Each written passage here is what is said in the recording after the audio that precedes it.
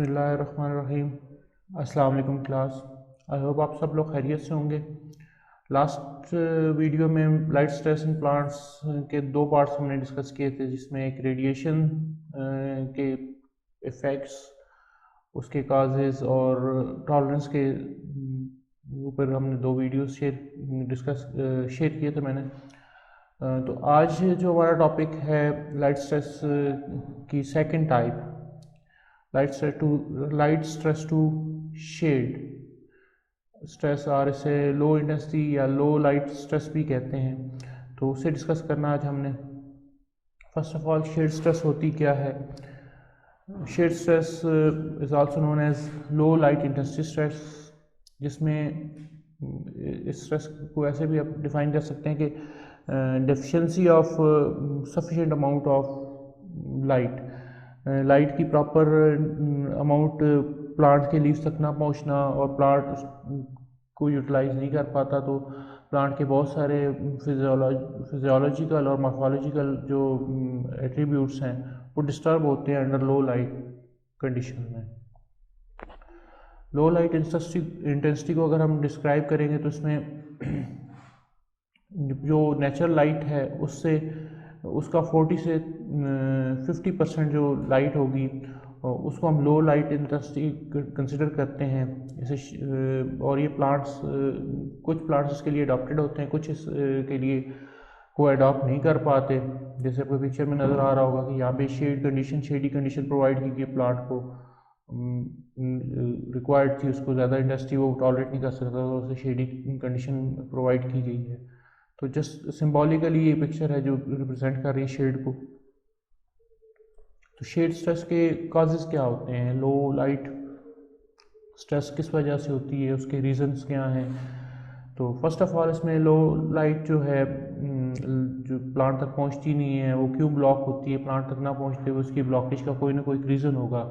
जैसे आपको सामने पिक्चर नज़र आ रही है, इसमें एक अम्ब्रेला शेप में एक कह सकते हैं शेड प्रोवाइड किया गया है उसको, प्लांट को। तो ये लाइट को ब्लॉक कर रहा है, लाइट को पहुंचने नहीं दे रहा। जब लाइट ब्लॉक होती है, उसकी एग्जैक्ट रेज जो है वो प्लांट के ऊपर फॉल नहीं करती, तो ये शेड कंडीशन कहलाती है।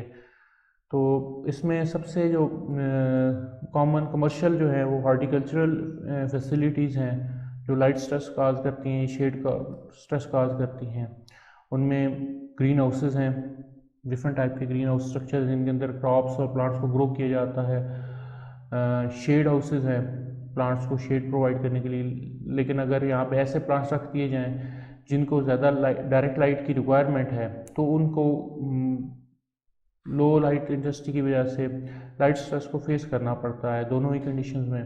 एक कह सकते हैं हॉर्टिकल्चरल फैसिलिटी है शेड प्रोवाइड करने के लिए, तो ये रिड्यूस करती है डायरेक्ट लाइट को। और अगर प्लांट्स इसके अंदर लो लाइट में ग्रो होने वाले होंगे तो उनकी ग्रोथ नॉर्मल रहेगी, लेकिन हाई इंटेंसिटी में ग्रो करने वाले प्लांट्स के लिए ये जो स्ट्रक्चर्स हैं ये फिजिबल नहीं होते। उसके बाद आता है नेक्स्ट काज जो है शेड का, वो स्नो है।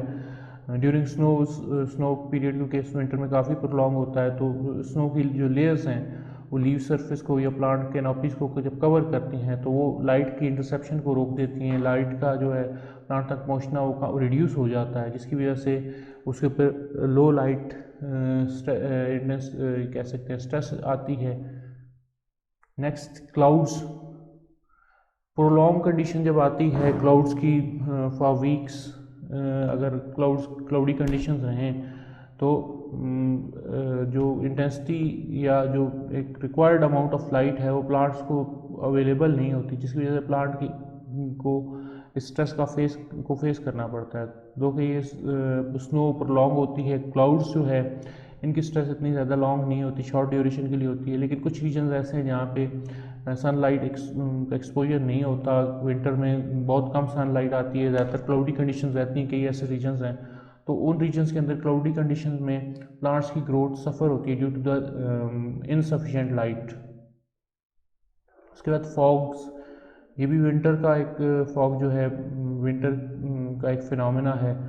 और विंटर में फॉगी कंडीशन में जो है विजिबिलिटी बहुत लो हो जाती है। जब विजिबिलिटी लो होती है तो लाइट का अर्थ सरफेस पे रीच करना वो भी काफ़ी डिफ़िकल्ट हो जाता है। तो अंडर फॉगी कंडीशन लो लाइट्स में बहुत सारे प्लांट जो हैं, कमर्शियल ग्रोन प्लांट्स जो हैं, उनकी जो ग्रोथ एंड डेवलपमेंट है वो बैडली इफ़ेक्ट होती है। स्मोक आजकल का एक बहुत कॉमन फिनोमेना है पॉल्यूशन की वजह से। तो स्मोकी कंडीशंस के अंदर भी लाइट की जो इंटरसेप्शन है वो रिड्यूस हो जाती है। ये आपको एक पिक्चर नज़र आ रही होगी, एक हॉरेबल सी सीन।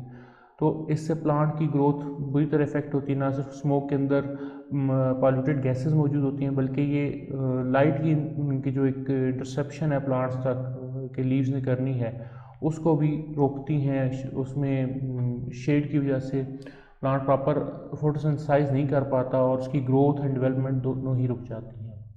बिल्डिंग्स भी एक अच्छा खासा फिनोमेना है। कई दफ़ा कुछ वरांडाज हो गए, कॉरिडोर्स या रूम्स के अंदर प्लांट्स को प्लेस किया जाता है, और इसके अलावा अलॉन्ग साइड द बिल्डिंग्स भी प्लांट्स को जो है वो प्लांट किया जाता है।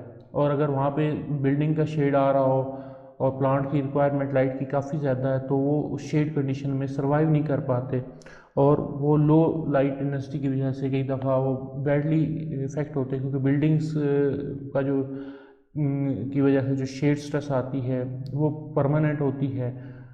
वो प्लांट उसमें से एस्केप करना प्लांट के लिए नामुमकिन होता है। क्लाउड्स हैं वो ओवर हो जाएंगे, स्नो ओवर हो जाती है, फॉग ओवर हो जाती है, स्मोक भी ओवर हो जाती है, लेकिन बिल्डिंग्स की जो प्रोवाइड किया स्ट्रेस शेड है वो ओवर नहीं होता।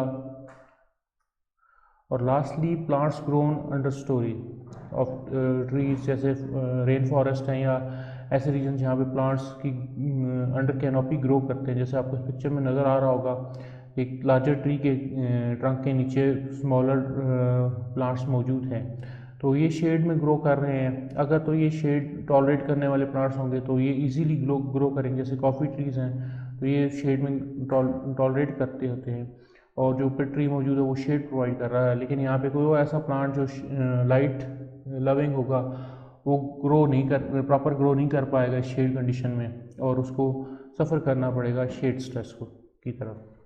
ये कुछ कॉमन सी इसकी एग्जांपल थी। और इसके बाद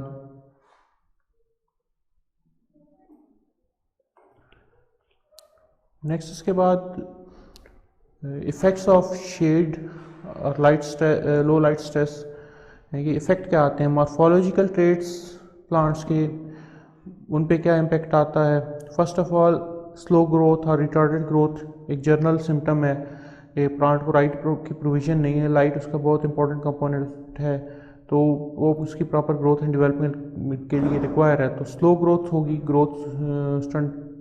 लेस ग्रोथ की तरफ जाएगा। रिड्यूस लीफ वेट, जो ओवरऑल लीफ की ग्रोथ है वो रिड्यूस होना शुरू हो जाएगी। उसके अंदर जो उसके बायोमास अकोमोलेशन है वो रिड्यूस होना शुरू हो जाएगी। Reduce in number of flower birds, less reproductive growth होगी। इसका मतलब है कि जैसी लाइट की प्रॉपर उसकी इंटेंसिटी नहीं प्रोवाइड होती तो उससे फ्लावर बर्ड्स जो हैं वो रिड्यूस होना शुरू हो जाती हैं। डिलेड मेच्योरिटी ऑफ फ्रूट आ जाती है, जो फ्रूट्स हैं वो लेट मेच्योर होंगे। And finally overall low productivity इसका एक आउटकम आएगा जो मॉर्फोलॉजिकली अपीयर होगा। तो ये सारे के सारे जो हैं ये मॉर्फोलॉजिकल ट्रेट्स जो हैं प्लांट्स की ग्रोथ के अंदर चेंजेस की वजह से due to low light stress आते हैं, और प्लांट प्रॉपर अपनी ग्रोथ और डेवलपमेंट नहीं कर पाता, और अल्टीमेटली जो लो प्रोडक्टिविटी या लो यील्ड की तरफ हो जाता है, जो कि कमर्शियली बिल्कुल भी फिजिबल नहीं है। नेक्स्ट है लाइट स्ट्रेस का इफेक्ट फिजियोलॉजिकल प्रोसेसेस के ऊपर, उसका इफेक्ट क्या होगा। सबसे मोस्ट इम्पॉर्टेंट जो कह सकते हैं इम्पैक्ट है वो रिड्यूस फोटोसिंथेसिस है।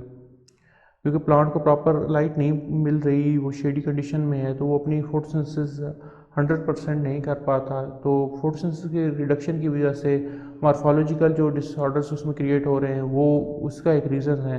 और साथ साथ लो एंटीऑक्सीडेंट एक्टिविटी स्टार्ट हो जाएगी। इसका मतलब है कि रॉस स्पीशीज़ जो हैं उनको एक्टिव होने के चांसेस मिलेंगे फुल। वो एक्टिवली प्लांट को स्नाइसेंस की तरफ लेके जा सकती हैं, अर्ली मेच्योरिटी की तरफ लेके जाएंगी।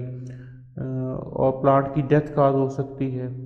While reduce carbon and nitrogen fixation, क्योंकि प्लांट अपना फूड प्रॉपरली प्रोवाइड नहीं कर पा रहा तो वो उसकी कार्बन फिक्सेशन या वो अपने फूड को प्रोवाइड नहीं कर पा रहा अपने रूट सिस्टम में, तो वहाँ नोड्यूल्स के अंदर नाइट्रोजन फिक्सेशन का जो प्रोसेस है वो भी इनकम्प्लीट रह जाता है due to the deficiency of food produce during the photosynthesis. तो जो फोटोसिंथेसिस में फूड प्रोड्यूस नहीं होगा तो उसकी वजह से चेन ऑफ रिएक्शन स्टार्ट होती है, जिनमें से लो एंटीऑक्सीडेंट एक्टिविटी एक है, दूसरी reduce carbon and nitrogen fixation है।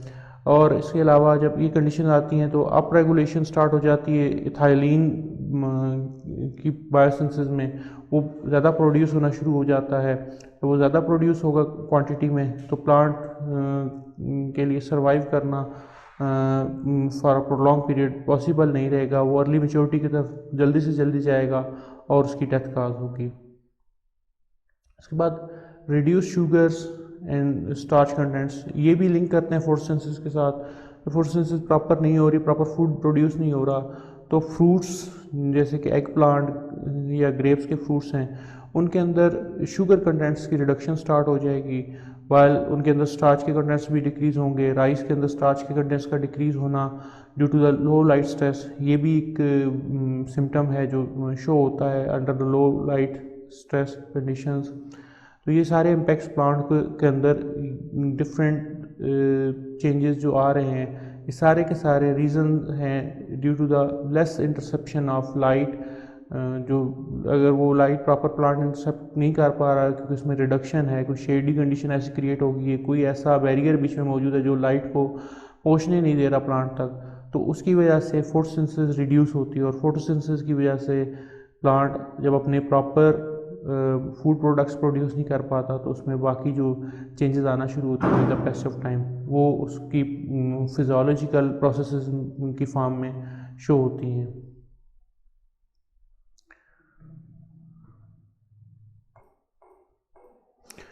नेक्स्ट शेड और लो लाइट स्ट्रेस में प्लांट्स किस तरह खुद को अडॉप्ट करते हैं, तो उसके लिए कुछ टॉलरेंस मैकेनिज़्म है। तो शेड और लाइट के अगेंस्ट जो टॉलरेंस के मैकेनिज़्म है उसमें प्लांट्स मल्टीपल लेवल की एडॉप्टेशन की तरफ जाते हैं अंडर लो लाइट इन्वायरमेंट। उसमें सबसे पहली जो है वो लीफ मूवमेंट है। प्लांट अपने अंदर सबसे जो इम्पोर्टेंट चेंज लेके आता है वो मूवमेंट ऑफ लीव्स है, अपने लीव्स की मूवमेंट चेंज करता है। क्लोरोप्लास्ट की मूवमेंट सेकंड उसकी एडॉप्टेशन है, and third photo system modulation, उसके अंदर जो है चेंजेस लेके आना, ये उसकी नेक्स्ट एडॉप्टेशन है जिसके थ्रू वो अपने अंदर पर्टिकुलर टाइप के चेंजेस लेके आएगा। तो first of all shade tolerance में आ जाता है, जो इम्पोर्टेंट इसका सेगमेंट है वो लीफ मूवमेंट है। शेड और लो लाइट जो स्ट्रेस टॉलरेंस है उसमें लीफ मूवमेंट का बहुत इंपॉर्टेंट रोल है। अब लीफ मूवमेंट जो है प्लांट्स मैक्सिमम लाइट को कैप्चर करने के लिए एडॉप्टेशन है प्लांट्स की, जिसमें उनका एंगल ऑफ लीफ और ओरिएंटेशन ऑफ लीफ जो है बहुत ज़्यादा इम्पोर्टेंस रखती है। तो ड्यूरिंग लो लाइट स्ट्रेस प्लांट्स के लीव्स जो है अपने एंगल और ओरिएंटेशन को थोड़ा चेंज कर सकते हैं अगर पॉसिबल हो, तो वो उससे प्लांट के जो उसकी ओरिएंटेशन है वो और एंगल, ये दोनों उसको ज़्यादा से ज़्यादा लाइट कैप्चर करने में हेल्प करेंगे। अब इसके लिए प्लांट इस मूवमेंट के लिए क्या करते हैं, सम प्लांट्स यूज़ जैसे यहाँ पे blue light absorbing pigments as a sensor and pulvinar motor tissues to drive leaf movement. तो ब्लू लाइट जो एब्जॉर्प्शन पिगमेंट्स हैं, लो शेड कंडीशन में ब्लू लाइट जो है वो ईजीली एब्जॉर्ब कर पाते हैं प्लांट्स। तो वो जो पिगमेंट्स ब्लू लाइट एब्जॉर्ब कर रहे हैं वो एज सेंसर के तौर पर वर्क करते हैं, और along with the pulvinar motor tissue जो कि पैरेन्काइमा टिश्यू हैं जो बेस करते हैं उसको प्लांट्स के लीव्स की बेस पे मौजूद सेल्स हैं वहाँ पे होंगे, और ये टर्गर प्रेशर में चेंजेस ला के तो एक लीफ की जो शेप है या एंगल ऑफ लीफ या ओरिएंटेशन है उसको एंगल को चेंज करने में हेल्प करेंगे या उसकी ओरिएंटेशन को चेंज करने में हेल्प करेंगे, ताकि प्लांट डायरेक्ट हो सके मैक्सिमम लाइट की तरफ, क्योंकि ये उन प्लांट्स में एडाप्टेबिलिटी आती है लीफ मूवमेंट की जो थोड़े टाइम के लिए लाइट को एक्सपोज होते हैं। और जब वो थोड़े टाइम के लिए लाइट को एक्सपोज होते हैं तो उनमें ये पॉसिबिलिटी मौजूद है by changing the angle of leaf और ओरिएंटेशन कि वो मैक्सिमम लाइट को फॉर शॉर्ट ड्यूरेशन में जो उसके ऊपर फॉल करनी है उसको इंटरसेप्ट कर सके, एब्जॉर्ब कर सके। तो इस एडाप्टेशन से वो अपनी फोटोसिंथेसिस के मैकेनिज्म को इजीली कंटिन्यू रख सकेंगे। नेक्स्ट एडाप्टेशन जो इसमें प्लांट्स के अंदर आती है लो लाइट स्ट्रेस के अगेंस्ट, वो क्लोरोप्लास्ट मूवमेंट है। क्लोरोप्लास्ट मूवमेंट सिमिलर जो फोटो रिसेप्टर हैं लीफ मूवमेंट वाले, उन में जो मैसेज आता है उसी मैसेज को ये पे ये रिस्पॉन्ड करते हैं। क्लोरोप्लास्ट की जो मूवमेंट है उसी रिस्पॉन्स के अगेंस्ट ये वर्क करती है। तो अकॉर्डिंग टू द जैसे ही लो लाइट स्ट्रेस की तरफ प्लांट जाता है तो रिस्पॉन्स जनरेट होता है। फर्स्ट ऑफ ऑल लीफ की जो है मूवमेंट है वो स्टार्ट होती है, और साथ ही लीफ की मूवमेंट के साथ साथ क्लोरोप्लास्ट की मूवमेंट भी स्टार्ट हो जाती है। अब ये फास्टर एडाप्टेशन है as compare to leaf movement. Leaf movement में टाइम लग जाता है, लेकिन क्लोरोप्लास्ट की जो मूवमेंट है वो फास्टर होती है और विद इन मिनट्स ये हो जाती है। देखिए एग्जांपल है, यहाँ पिक्चर आपको नज़र आ रही होगी कि लो लाइट स्ट्रेस जब आती है तो क्लोरोप्लास्ट जो है वो वैक्यूल सेंटर में अरेंज होता है, और क्लोरोप्लास्ट जो है वो सेल के टॉप और बॉटम साइड पे जिस साइड से लाइट का अराइवल हो रहा है उस साइड पे सारे क्लोरोप्लास्ट कुछ उधर अकामुलेट हो जाते हैं, कुछ उसके अगेंस्ट दूसरी साइड पे अकामुलेट होना शुरू हो जाते हैं। तो ये मूवमेंट क्लोरोप्लास्ट की आती है।